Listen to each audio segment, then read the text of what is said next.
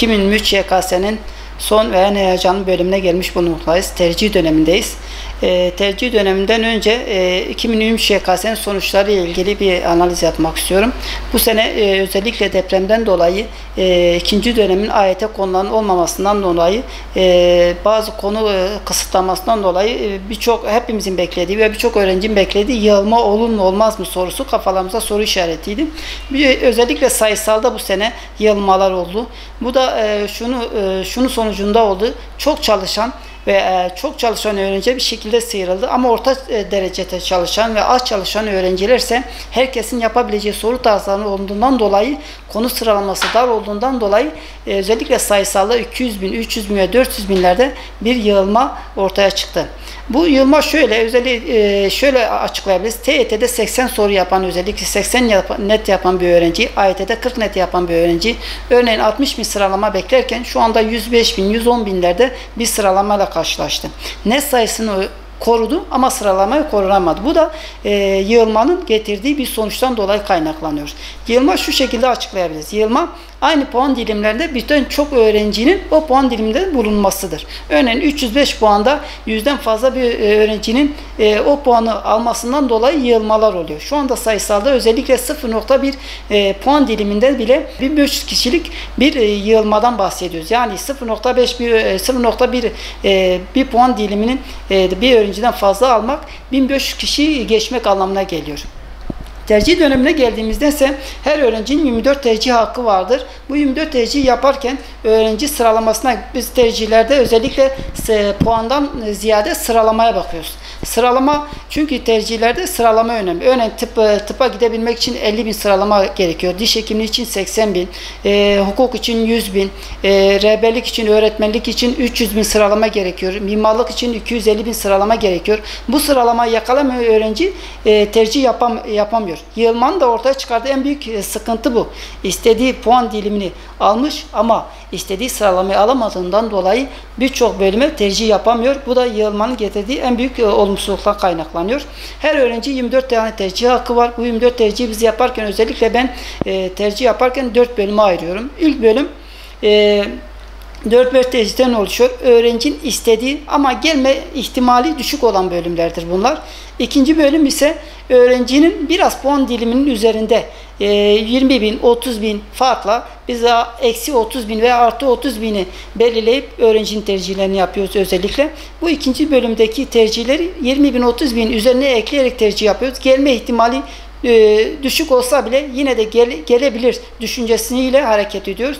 Üçüncü bölüm ise öğrencinin tam sıralamasına uygun olarak gelebilecek bütün bölümleri üçüncü bölüme yazıyoruz. Garanti olsun diye öğrenci eğer ben bu sene gitmek istiyorum diyorsa üçüncü bölümde bu gidebileceği bütün bölümleri yazıyoruz. Dördüncü bölüm ise öğrencinin puan diliminin ve sıralamasının altında olan sıralamalardır. Bu garanti gözüyle baktığımız bölümlerdir. Garanti gözüyle baktığımız sıralamadır. Özellikle o en son dilimde öğrenci açıkta kalmayacağım, hocam ben gitmek istiyorum diyorsa son bölümde 4-5 tercihini yerleşebilecek bölümleri seçiyoruz. 2023'te YKS'nin tercihlerini yaparken dikkat etmemiz gereken diğer bir husussa öğrenci kişiliğine göre geleceğini belirleyecek bir meslektir. Sonuçta gideceği bölüm bir ömür boyu okuyabileceği bir bölümdür. O bölümle iştigal edecektir, hayatını sürdürecektir. Onun için o bölümü isteyerek tercih etmesi gerekiyor. Ben neye gideceğim, ben hangi bölümü tercih edeceğim değil de ben hangi bölümü okuyabilirim, hangi bölüm bana daha uygun düşüncesiyle hareket etmesi lazım. Sadece maddi getiriyle değil, tabii ki kendine yakın, kendi düşüncesine, kendi kişilik yapısına, kendi beklentisine, kendi geleceğini kuracağından dolayı bunu da göz önünde bulundurup ona göre tercih yapması lazım. Ebeveynlerin de anne babanın üzerine düşen sorumluluk da burada. Öğrenci artık sıralaması bellidir, puanı bellidir, yapabilecek çok şey yoktur, gidebilecek bölümler vardır. Ya bir sonraki seneye bırakacaktır, ya bu sene tercihini yapıp sıralamasına göre bir yere yerleşecektir. İlkin yerleşecek bir sıralaması varsa, istediği puanı almışsa zaten sıralamasıyla tercihini yapacaktır, istediği bölüme geçecektir. Ama yığılmadan dolayı öğrencinin bir korkusu varsa, hocam ben önümüzdeki sene bu yığılma olmama ihtimali vardır, önümüzdeki sene bu netlerimi korurum, ben yine çalışırım, netlerimiz önüne ekleme yaparım diyorsa o netlerle beraber daha fazla çalışması lazım. O netlerle beraber bir sonraki seneye bırakabilir.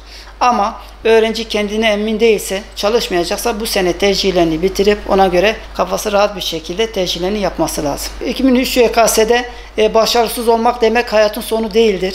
Burada evet bir sene belki fazlasıyla çalışmamışız, belki konu eksikliğimiz vardır, belki yeterince denemeye girmemişizdir, belki yeterince takviye almamıştır. Bu sonraki sene sıfırdan başlayarak ben kendim karar verdim, kendimle bir şekilde kendi mücadelesini kendinden yola çıkarak ilk başta kendisini ikna ederek yola çıkacaktır. Ben başarabileceğim, ben yapabileceğim düşüncesine hakim olarak burada ilk adımı atması lazım. Bunu da nasıl yapacak? Bugünden itibaren birkaç gün bu sınav sitesini, bu sınav olumsuz bir hava üzerinden atlayarak bir adım atması lazım. Çünkü YKS süreci çok hızlı bir süreçtir. Şu anda rakipleri hızlı bir şekilde çalışmaya başlamıştır. Bu şekilde bu zaman diliminde iyi değerlendirmek lazım. Hemen yeni döneme ayak basarak eski defteri kapatarak Bismillah diyerek bir şekilde bu dönemi başlatması lazım.